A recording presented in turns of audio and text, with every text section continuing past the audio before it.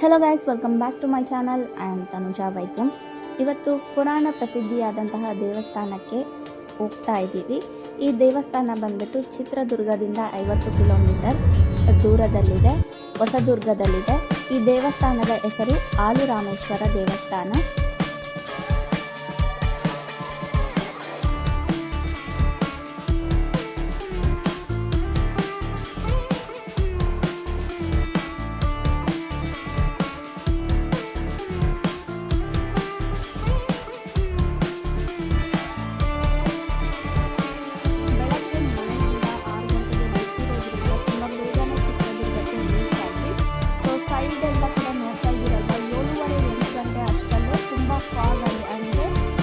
ಮಂಜಾಗಿ ತೋಟಗಳಿಗೆಲ್ಲ ಕೂಡ ಆವರಿಸ್ಕೊಂಡಿತ್ತು. ಕಾರಲ್ಲಿ ಹೋಗ್ತಾ ಇದ್ದರೆ ತುಂಬ ವೆದರ್ ಅಂತೂ ತುಂಬ ಸಪೋರ್ಟಿಂಗ್ ಆಗಿತ್ತು ಅನ್ನೋದು. ಯಾಕಂದರೆ ಈ ಬಿಸಿಲು ಕಾಲದಲ್ಲಿ ನಾವು ತುಂಬಾ ಬಿಸಿಲಿರುತ್ತಂತ ಬೇಗನೆ ಬಿಟ್ಟು, ಬಟ್ ನೋಡಿದ್ರೆ ಏರಿಯಾ ಅಲ್ಲಿ ಸ್ಟಾರ್ಟಿಂಗ್ ಎಂಟ್ರೆನ್ಸೇ ತುಂಬ ಮಂಜಿಂದ ಕೂಡಿತ್ತು. ತುಂಬ ಅಡ್ವೆಂಚರಸ್ ಆಗಿ ನಮ್ಮ ಜರ್ನಿ ಅಂತೂ ಸ್ಟಾರ್ಟ್ ಆಯಿತು.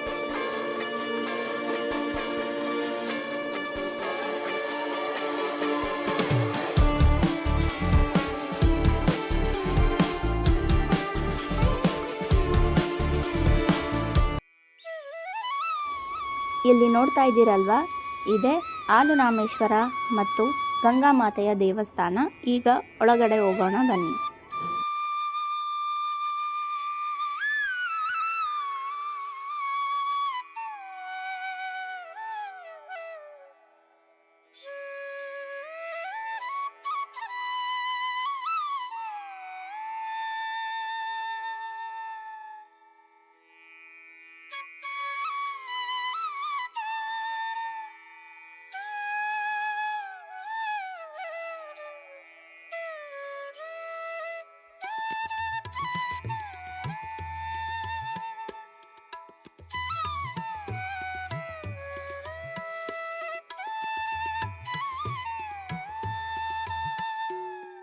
ಆವರಣದಲ್ಲಿ 3 ದೇವಸ್ಥಾನಗಳನ್ನ ನೀವು ನೋಡ್ಬೋದು. ಸ್ಟಾರ್ಟಿಂಗಲ್ಲಿ ನಮಗೆ ರಾಮೇಶ್ವರನ ದೇವಸ್ಥಾನ ಸಿಗುತ್ತೆ. ಇನ್ನು ಈ ದೇವಸ್ಥಾನಕ್ಕೆ ಆಲುರಾಮೇಶ್ವರ ಅಂತ ಯಾಕೆ ಬಂತು ಅಂದರೆ, ರಾಮನು ವನವಾಸಕ್ಕೆ ಬಂದಾಗ ಇಲ್ಲಿ ತಂಗಿದ್ರಂತೆ.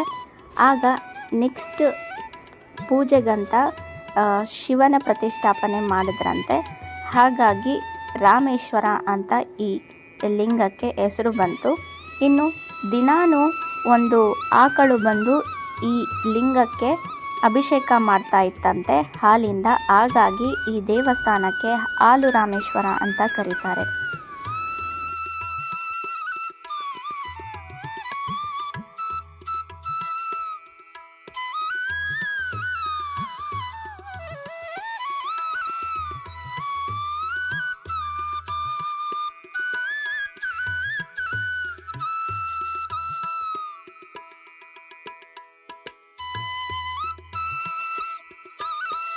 ಇನ್ನು ಶ್ರೀ ಆಲುರಾಮೇಶ್ವರನ ದರ್ಶನ ಮಾಡಿಕೊಂಡಾದ್ಮೇಲೆ ಹಿಂದುಗಡೆ ಗಂಗಾಮಾತೆಯ ದೇವಸ್ಥಾನ ಸಿಗುತ್ತೆ.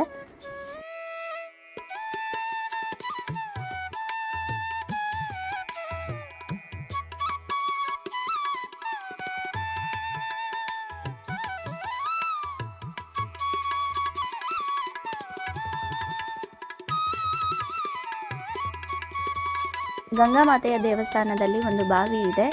ಆ ಬಾವಿಯಿಂದ ಬರ್ತಾ ಇರೋಂತಹ ನೀರಿದು ಕಲ್ಯಾಣಿಗೆ ಸೇರ್ತಾ ಇದೆ.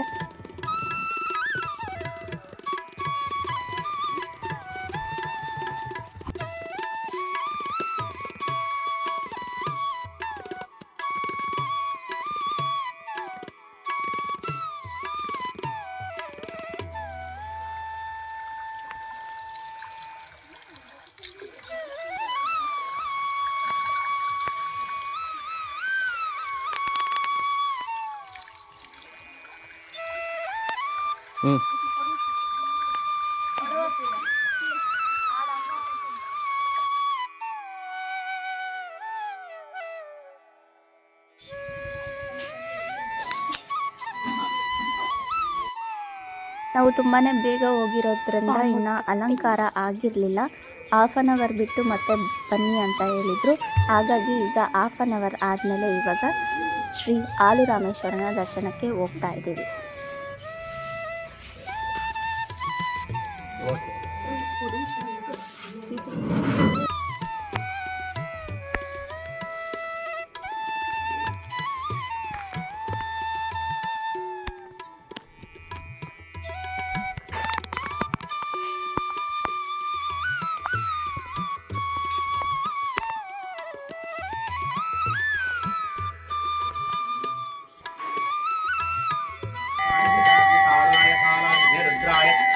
रुद्राय पाताल रुद्राय कलातल रुद्राय रसातल रुद्राय काल रुद्राय कल्पांत रुद्राय नीलकंठाय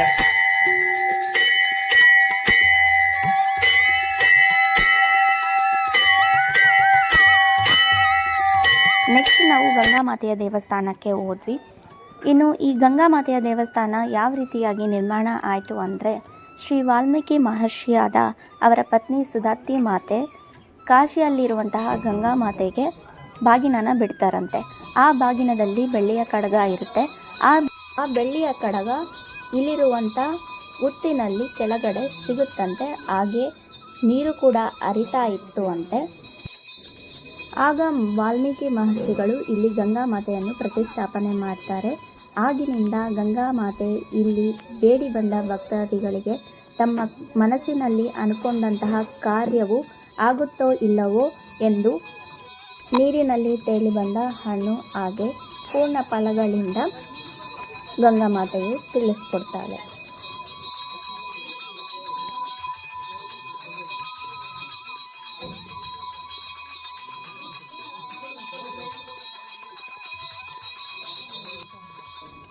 ವೀಕೆಂಡ್ಸಲ್ಲಿ ಈ ದೇವಸ್ಥಾನದಲ್ಲಿ ತುಂಬಾ ಜನಗಳಿರ್ತಾರೆ.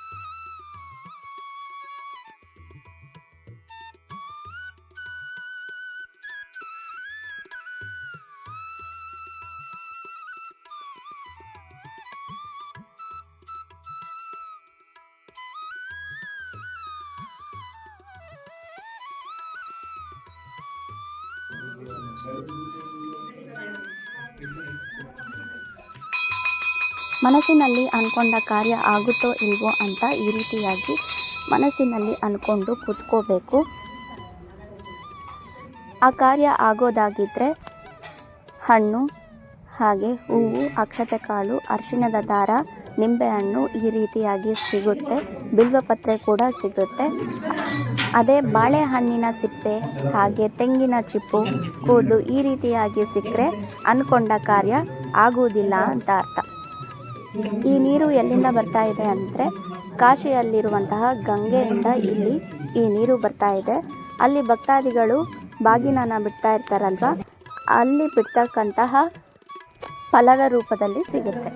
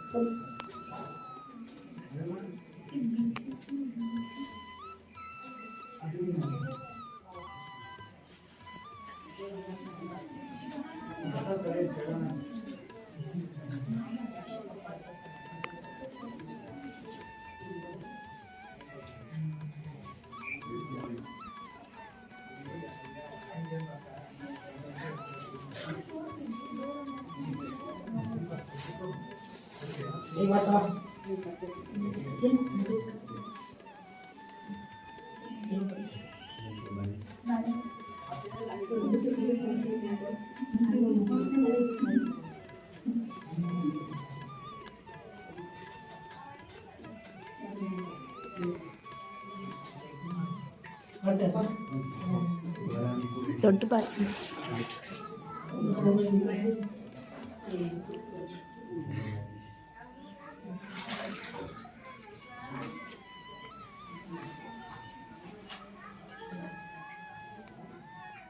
Marino, Marino,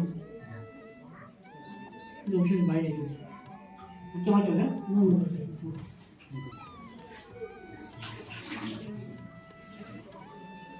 ಇಪ್ಪತ್ತು ಈಗ ಊಟ ಕಸ್ಕೊಂಡು ಕೆಲಸ ನೀನು ಒಳ್ಳೆ ಚಕ್ಕೆ ಮಾಡ್ಕ ಎಷ್ಟು ಬಂದು ಅಷ್ಟು ಕೆಲಸ ಮಾಡಿ ಆಗ್ತಾ ಇದ್ದ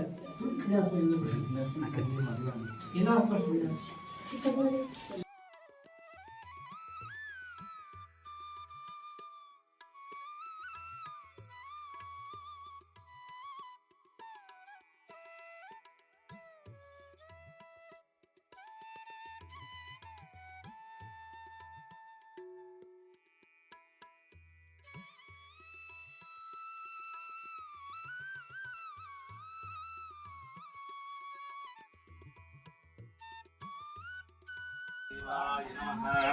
ओम भद्रकाली समेत वीरभद्रस्वामिने नमः।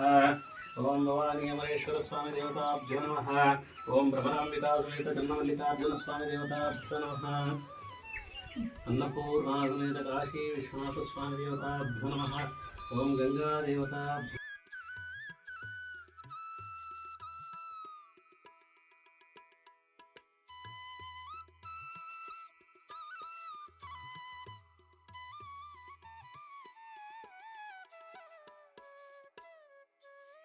ದೇವಸ್ಥಾನದ ಹತ್ರ ನಾಗಲಿಂಗ ಪುಷ್ಪಗಳು ಕೂಡ ಕಾಣಿಸಿದ್ವು.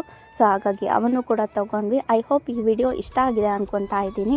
ನೀವು ಕೂಡ ಚಿತ್ರದುರ್ಗಕ್ಕೆ ಬಂದಾಗ ಹೊಸದುರ್ಗದ ಹತ್ರ ಇರುವಂತಹ ಆಲು ರಾಮೇಶ್ವರನ ದರ್ಶನ ಪಡ್ಕೊಳ್ಳಿ. ಗಂಗಾ ಮಾತೆಯ ಹತ್ರ ನೀವು ಮನಸ್ಸಿನಲ್ಲಿ ಅಂದ್ಕೊಂಡ ಕಾರ್ಯಗಳು ಆಗುತ್ತೋ ಇಲ್ಲವೋ ಅಂತ ತಿಳ್ಕೊಬೋದು. ನೀವು ಕೂಡ ಈ ವಿಡಿಯೋ ಇಷ್ಟ ಆದಲ್ಲಿ ಲೈಕ್ ಮಾಡಿ, ಶೇರ್ ಮಾಡಿ, ಕಮೆಂಟ್ ಮಾಡಿ and don't forget to subscribe my channel. Thank you for watching.